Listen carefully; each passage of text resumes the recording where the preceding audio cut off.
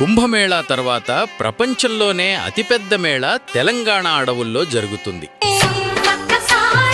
ఇక్కడ కేవలం 4 రోజుల్లోనే 1 కోటి మందికి పైగా భక్తులొస్తారు. దీనినే మనం సమ్మక్క సారలమ్మ జాతర లేదా మేడారం జాతర అంటాము. ఇది ఆసియాలోనే అతిపెద్ద గిరిజన పండుగ. చారిత్రక నేపథ్యం: 12వ శతాబ్దంలో కాకతీయుల కాలంలో గిరిజనులపై భారీగా పన్నులు విధించినప్పుడు గిరిజన వీరనారి సమ్మక్క తన కూతురు సారలమ్మతో కలిసి ఆ అన్యాయంపై పోరాడారు. ఈ పోరాటంలో సమ్మక్క భర్త, కుమారుడు జంపన్న మరియు కూతురు సారలమ్మ వీరమరణం పొందారు. అయితే సమ్మక్క ఎప్పుడూ ఓటమిని ఒప్పుకోలేదు.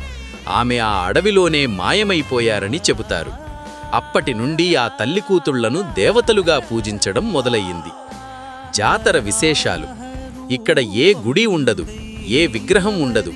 కేవలం అడవి, భక్తుల నమ్మకం మరియు చరిత్ర మాత్రమే ఉంటాయి. ప్రతి 2 ఏళ్లకు ఒకసారి జనవరి చివరిలో మేడారం అడవుల్లో ఈ తల్లి కూతుళ్ల మిలనం జరుగుతుంది. ఈ ఏడాది ఈ మేళా జనవరి 28 నుండి జనవరి 31 వరకు జరగనుంది.